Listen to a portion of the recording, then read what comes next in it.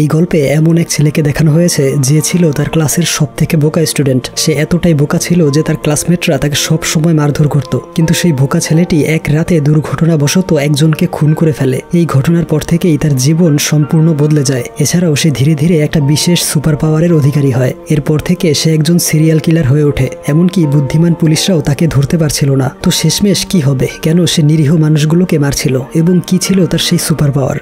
ছেলেটার নাম ছিল লিথান। সে একজন কলেজ স্টুডেন্ট। এছাড়াও সে একটা সুপার শপে পার্ট টাইম জব করে। লেখাপড়া এবং জবের সুবিধার্থে সে শহরে এসে থাকে। তার পরিবার থাকে গ্রামে। বাবা মা এবং একমাত্র বড় বোন মিঞ্জুকে নিয়ে তাদের ছোট্ট এই পরিবার। কয়েকদিন পরেই তার বড় বোনের বিয়ের অনুষ্ঠানের ব্যাপারে আলোচনা করার জন্য সে বাড়িতে এসেছে। তার বাবাকে জানায় সে কানাডায় চলে যাবে, কানাডায় গিয়ে তার লাইফ সেটেল করবে। এর জন্য তার অনেক টাকার প্রয়োজন, কিন্তু তার মা বলে তোমার বোনের বিয়েতে অনেক টাকা খরচ হবে, তোমাকে আমরা সাহায্য করতে পারবো না। এরপর বেশ কয়েকদিন কেটে যায়। লিথান কলেজে বসে তার ছোটবেলার বন্ধু সানের সাথে গল্প করছিল। লিথান বলে ভালো একটা চাকরি দরকার, পার্ট টাইম জব করে কানাডায় যাওয়ার স্বপ্ন কখনোই পূরণ হবে না, জীবনটা খুব বোরিং হয়ে যাচ্ছে। এরপর সে রুমে ফিরে কানাডার ভিডিও দেখছিল। তার পুরো ঘরটা ছিল একদম নোংরা এবং অগোছালো, ব্যাচেলার ছেলেদের বাসা যেমনটা হয়ে থাকে ঠিক সেই রকম। তখনই তার মোবাইলে একটা মেসেজ আসে। মেসেজ দেখে বুঝতে পারে তার অর্ডার করা পার্সেলটা চলে এসেছে। সে অর্ডার করেছিল কানাডার একটা পাহাড়ের ছবি, কিন্তু সেটা লাগানোর জন্য হাতুড়িটা খুঁজে পাচ্ছিল না। তাই ফ্রিজ থেকে বরফ হয়ে যাওয়া পানির বোতল বের করে আর সেটাকেই হাতুড়ি হিসেবে ব্যবহার করতে যায়, কিন্তু এতে কোনো কাজ হয় না। এরপর একটা সুপার শপ দেখানো হয়। একজন কাস্টমার এসে বলে এই প্রোডাক্ট থেকে বাজে স্মেল আসছে। এর পরিবর্তে সে টাকা ফেরত চায়, কিন্তু মেয়েটা বলে এই প্রোডাক্টের মেয়াদ উত্তীর্ণ হয়নি, তাই এটাকে রিটার্ন করা যাবে না। এই নিয়ে তাদের ঝগড়া শুরু হয়। তখনই লিথান চলে আসে। মেয়েটা বলে তোমার উচিত আরো জলদি চলে আসা। অর্থাৎ লিথান এই সুপার শপে জব করে আর সে কাজ করে নাইট শিফটে। তারপর সে দোকান পরিষ্কার পরিচ্ছন্ন করে সবকিছু গুছিয়ে রাখে। সন্ধ্যাবেলা এক মাতাল বৃদ্ধ এসে লিথানের কাছে সিগারেট চায়। লোকটা বিভিন্ন ব্র্যান্ডের প্যাকেট নামিয়ে দেখে, কিন্তু একটাও নিচ্ছিল না এবং শেষমেশ কয়েকটা খুচরো পয়সা দিয়ে বলে আরেকটা সিগারেটের প্যাকেট আর 2টা বিয়ার নিয়ে বাহিরে চলে আয়। লিথান সিগারেটের টাকা চাইতে বাহিরে আসলে লোকটা তাকে গালমন্দ করে। লোকটার সাথে তার এক বন্ধু ছিল, তার নাম হচ্ছে কিম। সে লিথানকে নিয়ে শপের ভেতরে চলে আসে এবং তার বন্ধুর জন্য কিছু কেনাকাটা করে। এছাড়াও সে সমস্ত বিল পরিশোধ করে। এরপর তাদের ফেলে যাওয়া একটা খাবার সে ভেতরে নিয়ে আসে এবং সেটাকে খুলে খেতে শুরু করে। তখন দোকানের মালিক মিস্টার হান চলে আসে এবং তাকে ছুটি দিয়ে বাড়ি চলে যেতে বলে। লিথান তাকে বলে আমি একটা ফ্রেম লাগানোর জন্য এই হাতুড়িটা নিতে চাই, কিন্তু হান তার কথা না শুনেই ভেতরে চলে যায়। তাই সে তার অনুমতি ছাড়াই হাতুড়িটা নিয়ে নেয়।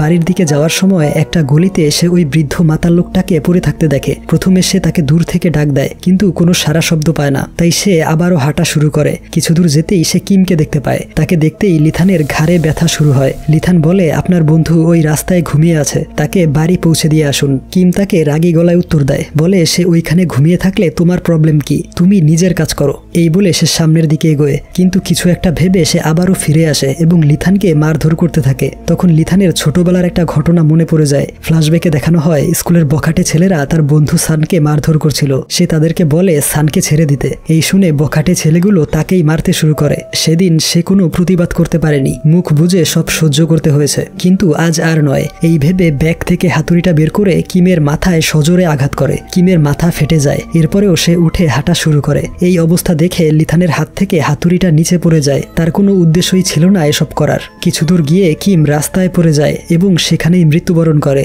তখনই একটা মেয়ে ছাতা নিয়ে সেদিকেই আসছিল। এই দেখে সে আরো বেশি ঘাবড়ে যায়, কারণ এই মেয়েটা সাক্ষী দিলে তার ফাঁসি হয়ে যাবে। মেয়েটার কুকুরটা কিমের লাশের কাছে চলে যায়। মেয়েটা বলে রাস্তা থেকে কিছু খেতে হয় না, আমাকে বাড়ির দিকে নিয়ে চলো। অর্থাৎ সেই মেয়েটা ছিল অন্ধ। তার কুকুরটা তাকে রাস্তা চিনিয়ে বাড়ি নিয়ে যাচ্ছিল। এরপর লিথান প্রাণপণে দৌড়াতে শুরু করে। বাড়ি ফিরে সব রক্ত ধুয়ে মুছে পরিষ্কার করছিল। ঠিক তখনই সে কল্পনাতে কিমকে দেখতে পায়। কিম তাকে বলে আমি কি অপরাধ করেছিলাম যে আমাকে এভাবে মেরে ফেললে। এরপর লিথান কোনো রকমে নিজেকে সামলিয়ে তার খাটে গিয়ে শুয়ে পড়ে। এরপর দেখা যায় পুলিশ তাকে অ্যারেস্ট করে নিয়ে যাচ্ছে, আর এই দেখে তার মা অজ্ঞান হয়ে যায়। তখনই কলিং বেল বেজে ওঠে। অর্থাৎ সে এতক্ষণ স্বপ্ন দেখছিল, তাকে এখনো অ্যারেস্ট করা হয়নি। দরজা খুলে দেখতে পায় তার বন্ধু সান এসেছে। আজ রাতে এখানেই থাকবে। সান ফ্লোরে বিছানা করে ঘুমিয়ে পড়ে, কিন্তু লিনের ঘুম আসছিল না। হঠাৎ করেই তার চোখ পড়ে ছবির ফ্রেমটার দিকে, যেটা এখনো লাগানো হয়নি। এটা লাগানোর জন্য সে হাতুড়িটা দোকান থেকে নিয়েছিল। সেটা দিয়েই কিমকে হত্যা করেছে এবং হাতুড়িটা সেখানেই ফেলে এসেছে। এই ভেবে তার আরো বেশি টেনশন হয়। পরদিন সকালবেলা সেই ক্রাইম স্পটে পুলিশ চলে আসে। এখানে ডিটেকটিভ জংকে দেখানো হয়। সে ছিল খুবই বুদ্ধিমান এবং স্মার্ট একজন অফিসার। সে রাস্তায় পড়ে থাকা কিমের ব্যাগটা খুঁজে পায়। সেই ব্যাগের মধ্যে ছিল আরেকটা পলিথিনের ব্যাগ। সেই পলিথিনে হানের দোকানের অ্যাড্রেস লেখা ছিল, যেই দোকান থেকে গতরাতে কিম এই ড্রিঙ্কসটা কিনেছিল। কিন্তু আশ্চর্যজনকভাবে লিথানের হাতুড়িটা সেখানে ছিল না। এদিকে লিথানকে তার বস ফোন করে বলে, সকালের শিফটে কাজ করা মেয়েটা অসুস্থ হয়ে পড়েছে, তোমাকে এখনই আসতে হবে। কিন্তু বেচারা লিথান রাতে ভালোভাবে ঘুমাতেই পারেনি। তার উপরে সে বাহিরে যেতে ভয় পাচ্ছিল। অপরদিকে জং ঠিকানা অনুযায়ী সেই সুপার শপে হাজির হয়। শপের মালিক হানের কাছে গতরাতের সিসিটিভি ফুটেজ চায় এবং বাহিরে এসে অপেক্ষা করে। দুজন স্কুল পড়ুয়া ছেলে তার কাছে এসে সিগারেট জ্বালানোর লাইটার চায়। জং বলে তার কাছে লাইটার নেই, কিন্তু ছেলেগুলো একটু বেশি বেয়াদবি করছিল। এর ফলে সে রেগে যায়। তখন তার অ্যাসিস্ট্যান্ট ইয়ং সিসিটিভি ফুটেজ নিয়ে আসে আর যাওয়ার সময় সে তাদেরকে ধরে থানায় নিয়ে যায়। সেখানে ইন্সপেক্টর পার্ক ছেলেগুলোকে বুঝায় আর তাদেরকে ওয়ার্নিং দিয়ে ছেড়ে দেয়। ওইদিকে জং সিসিটিভি ফুটেজে দেখে লিথান ওই বৃদ্ধ লোকের সাথে কথা বলছে। এই দেখে সে আবারও ওই দোকানে আসে আর হানের কাছে লিথানের ফোন নাম্বার এবং অ্যাড্রেস চায়। তখনই লিথান দোকানে হাজির হয় আর জং তাকে নিয়ে বাহিরে চলে আসে। তার কাছে গতরাতে হওয়া দুটো খুনের বিষয় জিজ্ঞাসাবাদ করে। জং বলে সেই দুজন গতরাতে এই টেবিলে বসেই ডিনার করেছিল এবং অনেকক্ষণ যাবৎ কথাবার্তা বলেছিল। তাদের মধ্যে কি কথাবার্তা হয়েছে তা নিশ্চয়ই তুমি শুনেছ। জংয়ের কথা শুনে সে প্রচন্ড ঘাবড়ে যায়। তখনই তার অ্যাসিস্ট্যান্ট ইয়ং দৌড়ে আসে আর বলে পোস্টমর্টেম এবং ফিঙ্গারপ্রিন্ট রিপোর্ট চলে এসেছে। ভিকটিম দুজন গতরাতে মাতাল অবস্থায় একে অপরের সাথে ঝগড়া করছিল এবং এক পর্যায়ে দুজন দুজনকে মেরে ফেলেছে। এলাকার একজন লোক তাদেরকে ঝগড়া করতে দেখেছে। এই শুনে লিথানের প্রেসার খানিকটা কমে যায়, কারণ আপাতত তাকে সন্দেহের তালিকা থেকে বাদ রাখা হবে। এরপর জং গাড়িতে এসে ইয়ংকে বলে, তুমি নতুন হলেও ভালো কাজ করেছ, তবে এরপর থেকে সন্দেহভাজনদের সামনে কোনো ধরনের তথ্য বলবে না, কারণ এর ফলে তারা আরও বেশি সতর্ক হয়ে যায়। অপরদিকে লিথান বাড়ি ফেরার পথে সেই ক্রাইম স্পটের সামনে দিয়ে যাচ্ছিল। সে আসলে ওই হাতুড়িটা খুঁজতে এসেছিল, কিন্তু সেখানে কয়েকজন লোক সিসিটিভি ক্যামেরা লাগাচ্ছিল। অর্থাৎ এই জায়গায় এর আগে সিসি ক্যামেরা ছিল না। তাদেরকে দেখে সে বাড়ির দিকে চলে যায়। ওইদিকে জং থানায় বসে গতরাতের ফুটেজগুলো দেখছিল। লিথান যখন দোকানের ড্রয়ার থেকে হাতুড়িটা বের করে, ঠিক তখনই সিসিটিভি ক্যামেরার সামনে একটা মাছি চলে আসে। তার ফলে লিথানের হাতুড়ি নেওয়ার বিষয়টা ভিডিওতে দেখা যায় না। তারপর মার্ডার হওয়া বৃদ্ধ লোকটির স্ত্রী আসে জংয়ের কাছে। সে জংকে বলে, কিম নামের সেই লোকটাকে আমি আগে চিনতাম না। গত কয়েক মাস আগে হঠাৎ একদিন আমার স্বামী সেই লোকটাকে বাসায় নিয়ে আসে আর অল্প কয়েকদিনের মধ্যেই কিম আমাদের সবার মন জয় করে নেয়। এমনকি তার সাথে আমি প্রেমের সম্পর্কে জড়িয়ে পড়ি। আমার পরিকল্পনা ছিল স্বামীকে ডিভোর্স দিয়ে কিমকে বিয়ে করা। এসব শুনে পার্ক ইয়ংকে বলে, বিয়ে করে কি লাভ? যদি তোমার স্ত্রীকে অন্য কেউ এসে পটিয়ে ফেলে তাহলে তোমার কি হবে? এরপর জং লিথানের শপে আসে চুইংগাম কিনতে, কিন্তু লিথান বাবল গাম দেয় আর বলে, আমি দেখেছি আপনাকে বাবল তৈরি করতে, এটা দিয়ে বেশ বড় বাবল তৈরি হবে। জং বলে, আমি চুইংগাম দিয়েও ভালো বাবল তৈরি করতে পারি। আমি এটা নিয়ে রিসার্চ করেছিলাম। আসলে কার মধ্যে কোন ধরনের কার্যক্ষমতা আছে সেটা রিসার্চ করলেই বেরিয়ে আসে, যেমনটা আমি এই মার্ডার কেস নিয়ে রিসার্চ করছি। এই শুনে লিথান ভয় পেয়ে যায়। জং বলে, মার্ডার হওয়ার আগে সেই লোকগুলোর সাথে শেষবার তুমি কথা বলেছিলে, তাই ভয় পাওয়াটাই স্বাভাবিক। এই বলে সে চলে যাচ্ছিল। লিথান বলে, আবারও আসবেন। জং বলে, প্রার্থনা করো এমনটা যাতে না হয়। সেদিন রাতের বেলা সান এসে লিথানকে বলে, শুনলাম পাশেই নাকি একটা মার্ডার হয়েছে। এক পুলিশ অফিসার আমাকে এবং মিনকে ওই মার্ডারের বিষয়ে জিজ্ঞাসাবাদ করেছিল, এমনকি সে তোমার ব্যাপারেও জিজ্ঞেস করেছে। তার কথাবার্তায় মনে হচ্ছিল মার্ডারটা যেন তুমিই করেছো।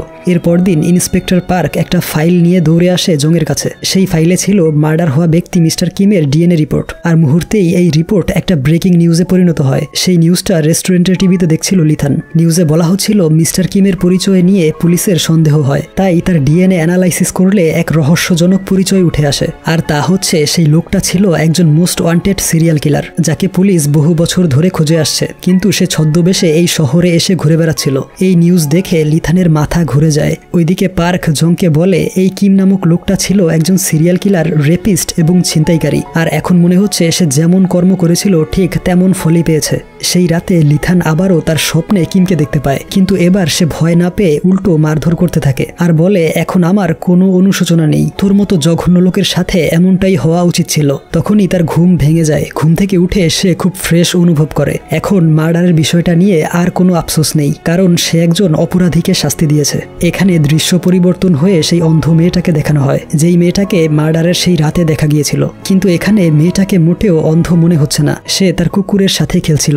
মেয়েটার নাম হচ্ছে জুন। কিন্তু সবচেয়ে আশ্চর্যজনক বিষয় হচ্ছে লিথানের সেই হাতুড়িটা রাখা ছিল জুনের টেবিলের উপরে। এরপর সপ্তাহের ছুটির দিনে লিথান তার গ্রামের বাড়িতে বেড়াতে আসে। তার মা তাকে দেখতেই আবর্জনার বস্তা ধরিয়ে দেয় আর বলে এই ময়লাগুলো জলদি ডাস্টবিনে ফেলে দিয়ে আসো, কিছুক্ষণ পরেই আমরা চার্চে যাব।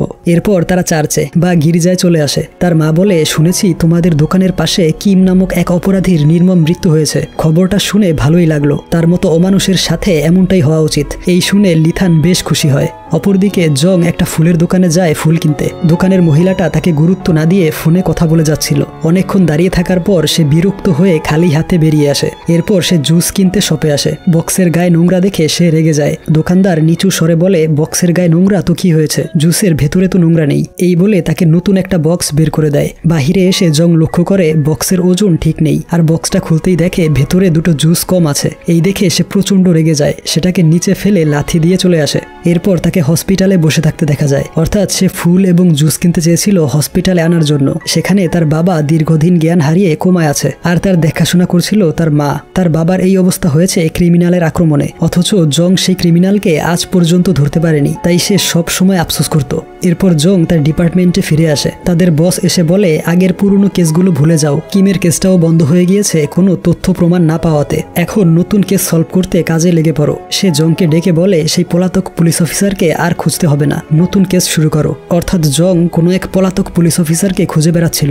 অপরদিকে লিথান নিজের জন্য একটা নতুন মোবাইল ফোন কিনে। এরপর প্রতিদিনের মতো ঠিক বিকেল বেলা তার শপে চলে আসে। দরজার সাথে একটা ভয়েস কমান্ড লাগানো ছিল। দরজা খুললেই হ্যাভ এ গুড ডে এরকম একটা ভয়েস কমান্ড শোনা যেত।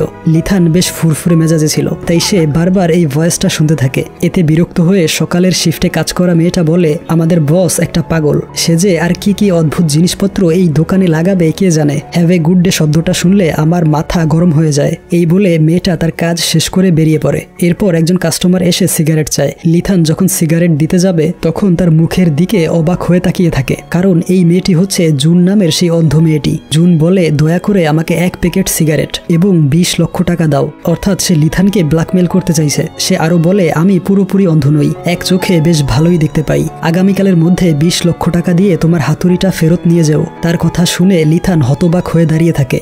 এরপর সে চারদিকে ছোটাছুটি শুরু করে 20 লাখ টাকা ম্যানেজ করার জন্য। প্রথমেই সে তার নতুন মোবাইল ফোনটা রিটার্ন করতে চায়, যেটা সে আজকে সকালেই কিনেছিল, কিন্তু দোকানদার তাকে জানিয়ে দেয় ক্রয়কৃত মোবাইল ফেরত নেওয়া হয় না। এদিকে তার বন্ধু মিন সানকে বলে, লিথান আমার কাছে কিছু টাকা চেয়েছে। সান বলে, একটু আগে সে আমাকেও টেক্সট করেছিল টাকার জন্য।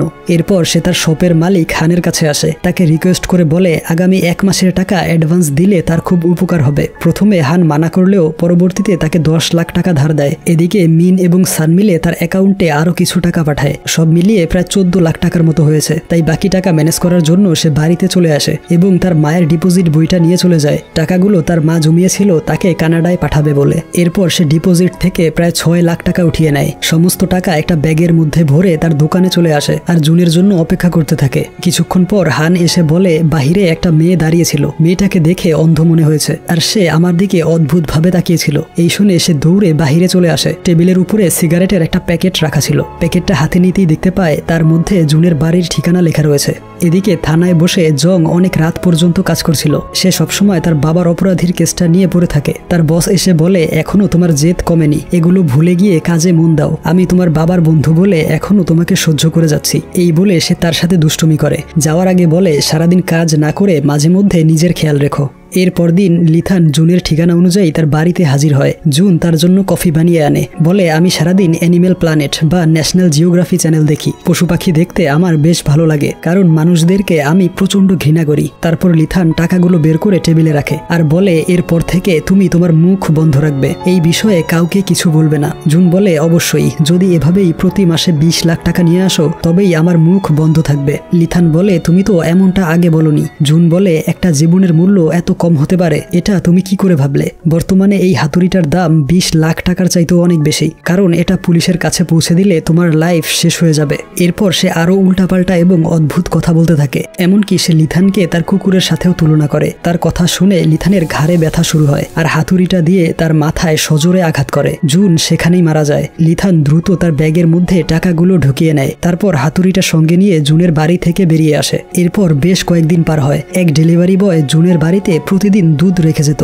একদিন সে লক্ষ্য করে দুধের প্যাকেটগুলো জুন নিচ্ছে না এবং বাড়ির ভেতর থেকে প্রচন্ড দুর্গন্ধ আসছে। বিষয়টা সে পুলিশকে জানায় আর জং এর টিম ক্রাইম স্পটে হাজির হয়। জং প্রথমে জুনের ঘর থেকে এভিডেন্স সংগ্রহ করতে শুরু করে। পার্ক তাকে বলে জুন এখানে একাই থাকতো এবং সে এক চোখে দেখতে পেত না, তবে তার লাশটা দেখে মনে হচ্ছে তার কোনো শত্রু প্রতিশোধ নিয়েছে। এদিকে জুনের পোষা কুকুরটা বাগানে একটা গর্ত খুঁড়ছিল আর সেই গর্তের মধ্যে ছিল দুটো মৃত মানুষের কঙ্কাল। এরপর অফিসাররা মিটিংয়ে জানায় জুনের মৃত্যুটা মার্ডার নাকি অ্যাক্সিডেন্ট। এই বিষয়ে এখনো কিছু জানা যায়নি, কারণ যেসব জায়গা থেকে ফিঙ্গারপ্রিন্ট বা ডিএনএ স্যাম্পল সংগ্রহ করা যেত সেই সমস্ত জায়গা কুকুরটা চেটে পরিষ্কার করে ফেলেছে। তবে সেই বাগান থেকে পাওয়া কঙ্কাল দুটোর রিপোর্ট আগামীকাল হাতে আসবে। এছাড়াও জানা গিয়েছে জুনের বাবা মা গত 5 বছর যাবৎ নিখোঁজ, তাই তাদেরকে মৃত ঘোষণা করা হয়েছিল।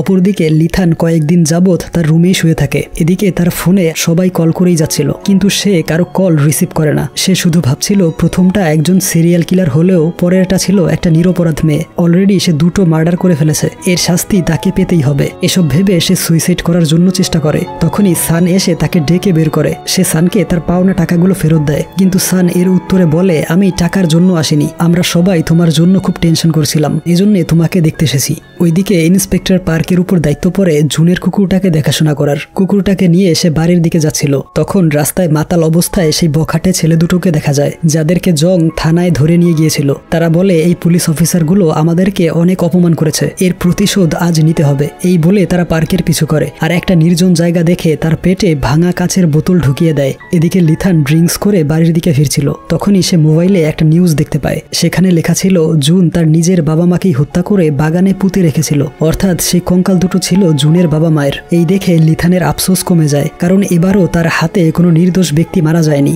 অপরদিকে সেই বখাটে ছেলেগুলো দেখে তাদের সিগারেট শেষ হয়ে গিয়েছে। তখন আবার লিন সেই রাস্তা দিয়ে বাড়ির দিকে যাচ্ছিল। ছেলেগুলো তার কাছে এসে সিগারেট এবং টাকা পয়সা চায় এবং তার পকেট চেক করতে থাকে। লিথান দেখে ছেলেটার হাতে এবং বুকে রক্তের দাগ লেগে আছে। এই দেখে সে তার ব্রেনের কন্ট্রোল হারিয়ে ফেলে এবং কল্পনাতে কিম এবং জুনকে দেখতে পায়। এর সাথে তার ঘাড়ে প্রচন্ড ব্যথা শুরু হয়। পরদিন সকালবেলা সেই বখাটে দুজনকে মৃত অবস্থায় পড়ে থাকতে দেখা যায়। অপরদিকে লিথান চোখ খুলে দেখে সে তার ঘরের মেঝেতে শুয়ে আছে। তার দেহে আঘাতের ক্ষত চিহ্ন দেখতে পায়, এমনকি একটা ইট এবং সেই হাতুড়িটা রক্ত মাখা অবস্থায় পাশে পড়েছিল। সেখানে একটা চিঠি খুঁজে পায়, লেখা ছিল কোনো সাহায্যের প্রয়োজন হলে আমাকে টেলিগ্রামে মেসেজ দিও। এই দেখে সে কনফিউজড হয়ে যাচ্ছিল। সে বুঝতে পারছিল না যে ওই নির্জন গলি থেকে কে তাকে বাড়ি পর্যন্ত পৌঁছে দিয়ে গেল। অপরদিকে সেই নতুন ক্রাইম স্পটে জং এবং তার টিম হাজির হয়। এই কেসটাও এখন জং এর আন্ডারে। এর পাশাপাশি জুনের কেসটাও তাকে হ্যান্ডেল করতে হবে। প্রথমেই সে ইয়ংকে নিয়ে জুনের এক কাজিনের কাছে আসে। তার কাছ থেকে জানতে পারে জুন খুবই হিংসুটে স্বভাবের ছিল ছোটবেলা থেকে। এর থেকেও বড় কথা হচ্ছে তার আচরণ ছিল সাইকোদের মতো। তার বয়ফ্রেন্ডকে নিয়ে হাসি ঠাট্টা করার কারণে সে তার বন্ধুদেরকে ব্লাস্ট করিয়ে মেরে ফেলে। এখান থেকেই তার এক চোখ নষ্ট হয়ে যায়। এমনকি শুধুমাত্র লাইফ ইন্স্যুরেন্সের টাকা হাতিয়ে নিতে তার বাবা মাকেও হত্যা করে বাগানে পুঁতে রেখেছিল। এসব কিছু শুনে জং বুঝতে পারে জুন একদমই ভালো মেয়ে ছিল না। তার সাথে যা হয়েছে সেটাই ছিল তার প্রাপ্য। অপরদিকে থানায় ইন্সপেক্টর পার্ককে দেখানো হয়। সে ওই রাতে আহত হলেও মারা যায়নি এবং কয়েকদিন হসপিটালে থাকার পর এখন সে মোটামুটি সুস্থ। পার্ক তার বসকে জানায়, আমি আর এই চাকরি করব না, চোর পুলিশের খেলা খেলতে খেলতে আমি ক্লান্ত হয়ে পড়েছি। এরপর জং ওই দুজন বখাটে ছেলেদের একজনের বাড়িতে যায় আর তার মাকে নানান ধরনের প্রশ্ন করতে থাকে। এর ফলে মহিলা রেগে গিয়ে তাকে চর মেরে বলে, আমার নির্দোষ ছেলেটা মার্ডার হয়েছে, তোমরা খুনিকে না ধরে উল্টো আমাকে প্রশ্ন করতে এসেছো, আমি তোমাদের নামে কমপ্লেইন করব। এই দেখে ইয়ং জংকে নিয়ে চলে আসে আর গাড়িতে উঠেই বলতে থাকে, আপনি ভিকটিমের মায়ের সাথে খুবই খারাপভাবে কথা বলেছেন, আর একটু নম্র হয়ে কথা বললেও পারতেন। এর উত্তরে জং তাকে পুরনো একটা কেসের ব্যাপারে জানায়। কয়েক বছর আগে একটা স্কুল পড়ুয়া মেয়েকে তারা দুজন প্রথমে টার্গেট করে, এরপর সেই মেয়েটাকে ধর্ষণ করে আর সেই মেয়েটা ছাদ থেকে লাফ দিয়ে আত্মহত্যা করে। এরপর সেই মহিলাটা ওই মৃত মেয়ের পরিবারকে বলে তার ছেলের সাথে এই মেয়েটি নিজ ইচ্ছায় ফিজিক্যাল রিলেশন করেছে, তার ছেলে এবং ছেলের বন্ধু সম্পূর্ণ নির্দোষ। আসলে মহিলাটি ছিল একজন উকিল আর সে ওই অপরাধী ছেলেদেরকে নির্দোষ প্রমাণ করে ফেলে। এছাড়াও ছেলেগুলো চুরি, ছিনতাই এবং ডাকাতির মতো অপরাধ করেই যাচ্ছিল। ইয়ং বলে মেয়েটার বাবাকে জিজ্ঞাসাবাদ করা উচিত, হতে পারে সে প্রতিশোধ নিতে ছেলেগুলোকে হত্যা করেছে। কিন্তু জং বলে ক্রাইম সিন দেখে স্পষ্ট বোঝা যাচ্ছিল এই মার্ডার মার্ডারটা কোনো প্ল্যান ছাড়াই করা হয়েছে, আর মেয়েটার বাবা যদি মার্ডার করতেই চাইতো তাহলে সে আগে প্ল্যান করে পুরো কাজটা করত। এরপর জং হানের শপে যায় আর তাকে জুনের একটা ছবি দেখিয়ে বলে এই মেয়েটাকে সে আগে দেখেছে কিনা। হান বলে চশমা পরা এমন একটা মেয়েকে সে বাহিরে দাঁড়িয়ে থাকতে দেখেছিল। ব্যাপারটা সে লিথানকে জানিয়েছিল। মেয়েটার কথা শুনতেই সেদিন লিথান দৌড়ে বেরিয়ে যায়। মেয়েটার সাথে লিথানের যোগসূত্র থাকতে পারে, কিন্তু লিথান তার কাছ থেকে অ্যাডভান্স টাকা নিয়ে উধাও হয়ে গিয়েছে। গত কয়েকদিন ধরে সে দোকানে আসছে না। ওইদিকে লিথান টেলিগ্রামে একটা অ্যাকাউন্ট খোলে আর সাথে সাথেই অনলি ফর হিরোজ নামের একটা অ্যাকাউন্ট থেকে তাকে টেক্সট করা হয়। টেক্সটে লেখা ছিল ওয়েলকাম লিথান। এই অজানা লোকটা তার নাম কিভাবে জানলো এই দেখে সে প্রচন্ড ভয়ে সেই অ্যাকাউন্ট ব্লক করে দেয়। তখনই ঘরের কলিং বেল বেজে ওঠে। থানা থেকে তার জন্য একটা চিঠি পাঠানো হয়েছে। দোকানের মালিক হান তার নামে টাকা আত্মসাতের মামলা করেছে, তাকে এখন জরিমানা সহ পরিশোধ করতে হবে। এরপর জং তার সহকর্মী পার্ককে ফোন করে বলে আমি জুনের কেসটার ব্যাপারে একটা নতুন তথ্য পেয়েছি। পার্ক জানায় সে আর অফিসে যাবে না, অবসর নিয়ে বাকি জীবনটা পরিবারের সাথেই কাটাবে। এরপর পার্ক ঘরে ঢুকে তার ছেলেকে খুঁজতে থাকে। জানতে পারে তার ছেলের জন্মদিন উপলক্ষে জং তাকে সাইকেল উপহার দিয়েছে। অফিসে জং এর এক সহকর্মী তাকে জানায় লিথানের নামে টাকা আত্মসাতের মামলা করা হয়েছে। জং তাকে বলে লিথানকে ফোন করে তার খোঁজ খবর নিতে হবে। সে জং এর কথা অনুযায়ী লিথানকে ফোন করে জিজ্ঞেস করে তোমার কাছে একটা চিঠি পাঠানো হয়েছে, নির্দিষ্ট সময়ে থানায় এসে যোগাযোগ করবে। কিন্তু লিথান উল্টো বলে আমি আজকেই থানায় আসতে চাই, আমি স্যারেন্ডার করব। এই বলে সে জুনের বাড়ি থেকে নিয়ে আসা সমস্ত এভিডেন্স এবং তার হাতুড়ি আর টাকাগুলো নিয়ে থানার দিকে রওনা হয়। অপরদিকে ইয়ং চলে যায় মিস্টার কং এর বাড়িতে, অর্থাৎ সুইসাইড করা মেয়েটার বাবার কাছে। কং বলে আমার মেয়েটা ছবি তুলতে পছন্দ করত, খুব সহজেই সবাইকে আপন করে নিত, একদম সাদা সিধে ধরনের ছিল আমার মেয়েটা। এই ছেলেগুলো ছবি তোলার কথা বলে তাকে নির্জন জায়গায় নিয়ে গিয়েছিল, তার সাথে খুবই খারাপ হয়েছে।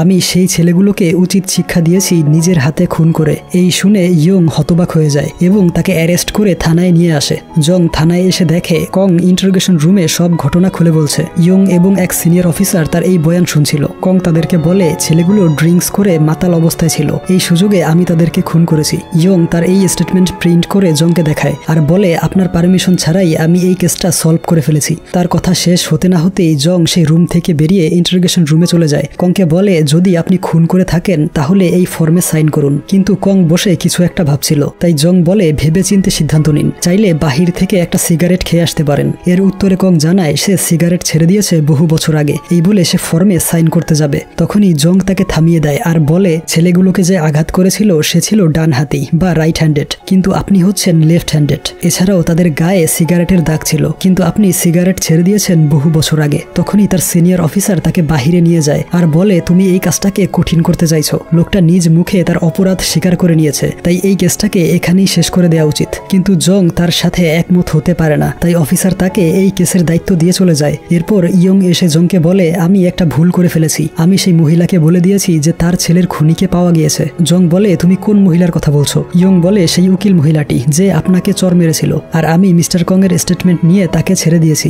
দেখা যায় কং থানা থেকে বেরিয়ে বাড়ির দিকে যাচ্ছিল, হঠাৎ একটা গাড়ি এসে তার অ্যাক্সিডেন্ট করে দেয়। গাড়ির মধ্যে ছিল সেই উকিল মহিলাটি, সে তার সন্তানের প্রতিশোধ নেয়ার জন্য এই কাজ করেছে, কিন্তু কোনো রকমে কং বেঁচে যায়। এরপর হসপিটালে জং তাকে দেখতে আসে। সে তখনও বলে যাচ্ছিল ওই ছেলেগুলোকে আমি হত্যা করেছি, আমি একমাত্র অপরাধী এবং এতে আমার বিন্দু মাত্র আফসোস নেই। জং বলে ছেলেগুলো খারাপ ছিল এটা ঠিক, কিন্তু আইন নিজের হাতে তুলে নেওয়া উচিত নয়, তার উপর আসল খুনিকে লুকিয়ে রাখার চেষ্টা করা আরো বড় অপরাধ। এই বলে সে চলে যায়। তখন মিস্টার কং অতীতের কিছু স্মৃতি মনে করে। তার মেয়ের সুইসাইডের পরে সে তাকে প্রচন্ড মিস করত। তার স্ত্রী মারা গিয়েছিল, তাই মেয়েটাকে ছোটবেলা থেকে সে নিজেই লালন পালন করেছে। একমাত্র মেয়েটা ছাড়া পৃথিবীতে তার আর কেউ ছিল না, আর মেয়েটাও এখন তার জীবন থেকে চলে গেল। তাকে নির্মমভাবে হত্যা করা হয়েছে, এর প্রতিশোধ সে নিজের হাতেই নিবে। তাই সেদিন রাতে সে বেরিয়ে পড়ে ওই ছেলেগুলোকে শেষ করে দেওয়ার জন্য। তখন তার টেলিগ্রাম অ্যাকাউন্টে একটা মেসেজ আসে। মেসেজটা এসেছিল অনলি ফর হিরোজ নামক সেই আইডি থেকে, যেই আইডি থেকে লিথানকেও মেসেজ করা হয়েছিল। কংকে লিখে পাঠায় ঠিক সেভাবে আঘাত করো যেভাবে তুমি প্র্যাকটিস করেছিলে, কিন্তু কোনোভাবেই তার এতটা সাহস হয়ে ওঠে না। কিছুক্ষণ পর সে দেখতে পায় লিথান এবং সেই ছেলেগুলো মারপিট করছে। তারা মারপিট করতে করতে পাশের খোলা মাঠে চলে যায় এবং সেখানে লিথান তাদের দুজনকে ইট দিয়ে আঘাত করে মেরে ফেলে আর সেও অজ্ঞান হয়ে পড়ে যায়। এরপরই মিস্টার কং এবং অন্য আরেকজন অজানা ছেলে লিথানকে বাড়িতে পৌঁছে দেয়। এরপর কং সেই অজানা ছেলেটার সাথে ড্রিঙ্কস করে আর বলে ওই ছেলেগুলোকে আমি নিজের হাতে মারতে চেয়েছিলাম, কারণ তারা বারবার অপরাধ করলেও আইনের হাত থেকে বারবার ছুটে গিয়েছিল, কিন্তু আমার আগেই লিথান তাদেরকে শেষ করে দিয়েছে। আমার শেষ ইচ্ছেটা পূরণ হয়ে গেল। এখানে গল্পটা বর্তমানে চলে আসে। লিথান সমস্ত টাকা তার ব্যাংক অ্যাকাউন্টে ডিপোজিট করে দেয়। ব্যাংক থেকে বের হতেই তার ব্যাগটা ছিনতাই হয়ে যায়। ছিনতাইকারীরা দেখে তার ব্যাগের মধ্যে কোনো টাকা পয়সা নেই। ওইদিকে লিথান রাস্তায় পড়ে হাতে আঘাত পেয়েছিল, তাই তাকে হসপিটালে নিয়ে আসা হয়। অপরদিকে কংয়ের টেলিগ্রামে সেই আইডি থেকে টেক্সট করে জানায় লিথানকে এই হসপিটালে আনা হয়েছে আর পুলিশ লিথানকে সন্দেহ করতে পারে। এই মেসেজ দেখে কং বেরিয়ে পড়ে লিথানকে খুঁজতে। এক পর্যায়ে তাকে পেয়ে যায় আর বলে, তুমি বিপদে পড়ে যাবে, দ্রুত এখান থেকে পালিয়ে যাও, তোমার সাথে টেলিগ্রামে যোগাযোগ করা হবে। এই শুনে লিথান বুঝতে পারে ওই টেলিগ্রাম আইডির সাথে কংয়ের যোগসূত্র রয়েছে আর মার্ডারের রাতে কংই তাকে বাড়ি পৌঁছে দিয়েছিল। যাওয়ার আগে কং তাকে ধন্যবাদ জানায় আর বলে, তাদেরকে মেরে তুমি আমার শেষ ইচ্ছেটা পূরণ করেছো। এরপর লিথান হসপিটাল থেকে বেরিয়ে আসার সময়ে জং তাকে দেখে ফেলে আর তখনই তার সহকর্মী ফোন করে জানায় লিথান এখনো সারেন্ডার করতে আসেনি। এই শুনে জং লিথানের পিছু করে। এদিকে হসপিটালে কং তার মোবাইলে তার মেয়ের ছোটবেলার ভিডিও দেখছিল আর কল্পনা করে তার মেয়ে সব সময় তার কেয়ার করত। সে অসুস্থতার কারণে রাতে ঘুমের ওষুধ খেত। তার মেয়ে বলেছিল অতিরিক্ত ঘুমের ওষুধ খেলে মৃত্যু ঝুঁকি হতে পারে আর সে তার বাবাকে হারাতে চায় না। কং ভাবে তার মেয়ের যদি অকাল মৃত্যু না হতো তাহলে তার গ্রাজুয়েশন কমপ্লিট হলে তাকে বড় অনুষ্ঠান করে বিয়ে দিত, তার দুটো ফুটফুটে সন্তানও থাকতো। এসব ভেবে কং প্রচন্ড ইমোশনাল হয়ে যায় আর অনেকগুলো ঘুমের ওষুধ খেয়ে সুইসাইড করার চেষ্টা করে। ওইদিকে জং লিথানকে ফলো করছিল। তখন কং এর ডক্টর ফোন করে বলে কং সুইসাইড অ্যাটেম্প্ট করেছে। জং জলদি হসপিটালে চলে আসে, দেখতে পায় কং এর অবস্থা ভালো নয়। অপরদিকে লিথান পালিয়ে অনেক দূরে চলে আসে। সে টেলিগ্রামে ঢুকে ওই আইডিটা চেক করে, দেখে কোনো টেক্সট আসেনি আর সেই আইডিটার নাম পরিবর্তন করে হিরো রাখা হয়েছে।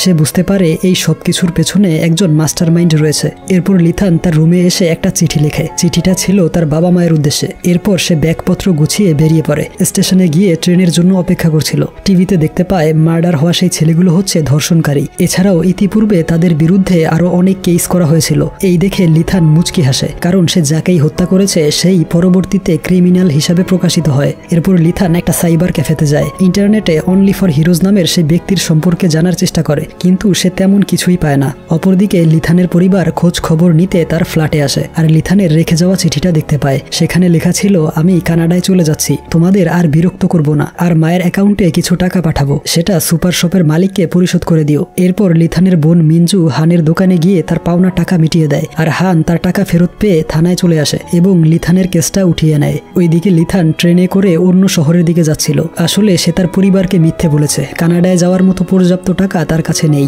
তার উদ্দেশ্য হচ্ছে অন্য কোনো শহরে গিয়ে লাইফটাকে নতুন করে শুরু করা। সে খুব ক্লান্ত ছিল, তাই কিছুক্ষণের জন্য ঘুমিয়ে পড়ে। ট্রেন স্টেশনে পৌঁছালে এক এক করে সবাই নেমে যায়, কিন্তু একটা মোটাসোটা দেখতে ছেলে তার পাশের সিটে বসেছিল। ছেলেটা বলে, আমার নাম হিরো, অনলি ফর হিরোজ নামের টেলিগ্রাম আইডিটা আমার, আর এখন আমার সাহায্যই তোমার সবচেয়ে বেশি প্রয়োজন। এরপর হিরো তার বাড়িতে লিথানকে নিয়ে আসে। তার ঘরটা বিভিন্ন হিরোদের খেলনা দিয়ে সাজানো ছিল। এছাড়াও তার সুপার কম্পিউটার আছে যার সাহায্যে সে হ্যাকিং করত। লিথান তার কাছ থেকে জানতে পারে সেই রাতে মিস্টার কং এর সাথে যে অজানা ছেলেটা ছিল সেই ছেলেটাই হচ্ছে হিরো, আর সে এতদিন লিথানের উপর নজর রেখেছিল। ভুলবশত কিমকে মেরে ফেলা, জুনকে তার বাড়িতে গিয়ে হত্যা করা, আর সব শেষে ওই ছেলেগুলোকে মার্ডার করা। এই প্রত্যেকটা ঘটনায় হিরোর নজরদারি ছিল। হিরো আরো বলে, তোমার এক বিশেষ সুপার পাওয়ার রয়েছে, তা তুমি নিজেও জানো না, আর সেটা হলো কোনো অপরাধীকে দেখলে নিজের অজান্তেই তাকে শনাক্ত করতে পারো। যাকে তুমি মারবে সে অবশ্যই একজন ক্রিমিনাল হবে, আর মার্ডারের পরে সমস্ত এভিডেন্স বা তথ্য প্রমাণ অদ্ভুতভাবে গায়েব হয়ে যাবে। তাই পুলিশ তোমাকে কখনোই শনাক্ত করতে পারবে না,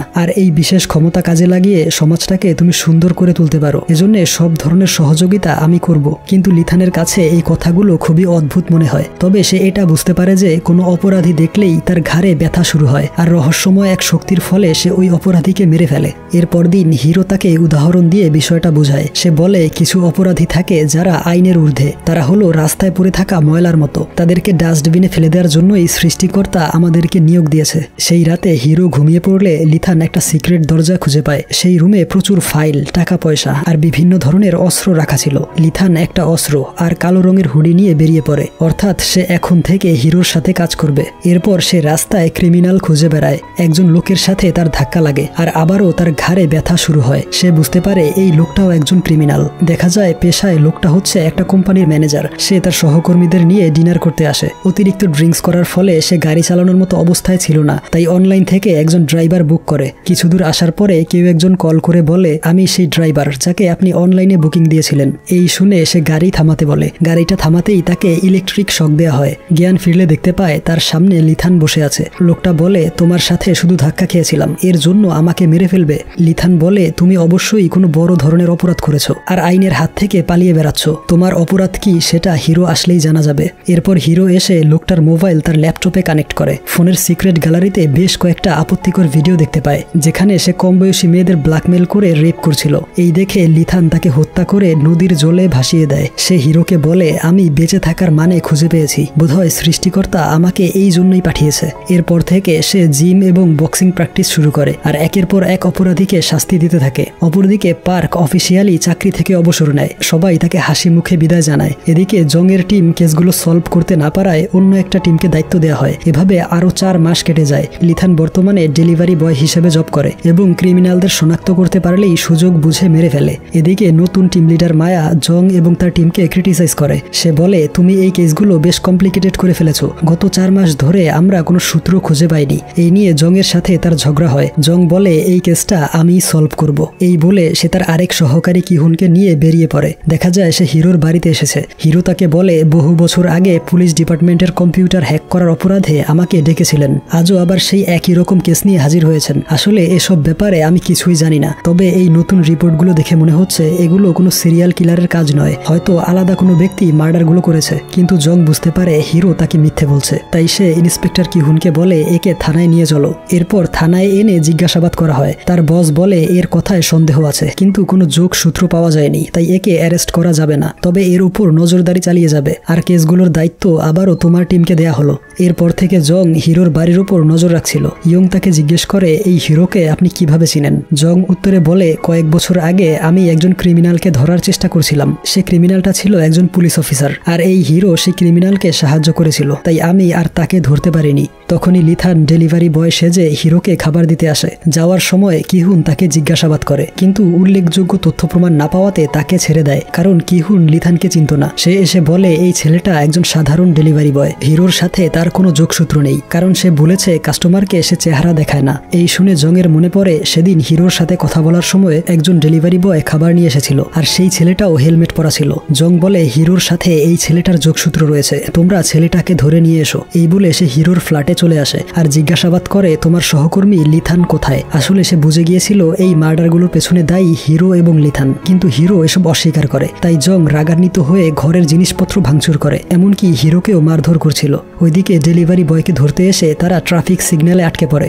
দেখতে পায় একই রকম অনেকগুলো ডেলিভারি বয় দাঁড়িয়ে আছে সেই সিগন্যালে। ইয়ং বলে, সামনের বাইকটাতে রয়েছে সেই ছেলেটা। এই বলে সে গাড়ি থেকে নেমে তাকে ধরতে যায়। তখনই সিগন্যাল ছেড়ে দিলে ছেলেটা এক গলির ভেতরে চলে যায়। ইয়ং অনেকক্ষণ যাবৎ তার পিছু করতে থাকে। এক পর্যায়ে ছেলেটা এক জায়গায় এসে আটকে যায়, আর যখনই ঘুরে উল্টো দিকে আসতে যাবে তখনই ইয়ং এসে তাকে ধরে ফেলে। ছেলেটাকে ধরে হিরোর ফ্ল্যাটে নিয়ে আসে। জং দেখতে পায় এটা লিথান নয়, বরং অন্য কেউ। এতে সে আরো বেশি রেগে যায়। তখন জংয়ের বস ফোন করে বলে, তুমি অ্যারেস্ট ওয়ারেন্ট ছাড়া হিরোর ঘরে কেন ঢুকলে এবং তাকে মারধর করছো কেন? তোমার এই মারপিটের দৃশ্য পুরো ইন্টারনেটে ছড়িয়ে পড়েছে, আর লোকজন থানায় ফোন করছে হিরোকে বাঁচানোর জন্য। এই শুনে জং হিরোর কম্পিউটার চেক করে দেখে সে তার ইউটিউব চ্যানেলে লাইভ স্ট্রিমিং অন করে রেখেছিল। এই দেখে জং তাকে আবারও মারতে যায়, আর সে এই দৃশ্য ভালোভাবে ইউটিউবে দেখায়। ততক্ষণে পুলিশ এসে জংকে ধরে ফেলে। এরপর পুলিশ ডিপার্টমেন্টের হেড এসে জং এবং তার বসকে অনেক কথা শোনায়, আর তাদের দুজনকেই সাসপেন্ড করে দেয়। তারপর একদিন হানের সুপার শপে বসে জং নুডলস খাচ্ছিল। হঠাৎ করে সে জুনের কুকুরটাকে দেখতে পায় এবং তার পিছু করে এসে দেখে কুকুরটা জুনের বাগানে বসে একটা খালি বোতল কামড়াচ্ছে। এই দেখে তার খুব মায়া হয়। সে কুকুরটাকে তার বাড়িতে নিয়ে আসে। এরপরের দৃশ্যে একজন লোক রেস্টুরেন্টে লাঞ্চ করছিল। সেখানের ডেলিভারি বয়কে লিথানের একটা ছবি দেখায় আর তাকে জিজ্ঞেস করে, এই ছেলেটাকে দেখেছো কিনা? সে জানায় এর নাম লিথান। লিথান আগে এই রেস্টুরেন্টের ডেলিভারি বয় ছিল, কিন্তু কয়েকদিন আগে চাকরি ছেড়ে দিয়েছে। তখন সেই লোকটা বলে, লিথানকে আমার প্রয়োজন। তো লিথান কি পারবে নিজেকে নির্দোষ প্রমাণ করতে? আর ইন্সপেক্টর জং কি তার চাকরিটা ফিরে পাবে? এছাড়াও আরো কিছু টুইস্ট এবং নতুন কিছু ক্যারেক্টারের সাথে পরিচিত হতে এই গল্পের দ্বিতীয় বা শেষ পর্বটি দেখতে সিনেমা হলের সাথেই থাকুন।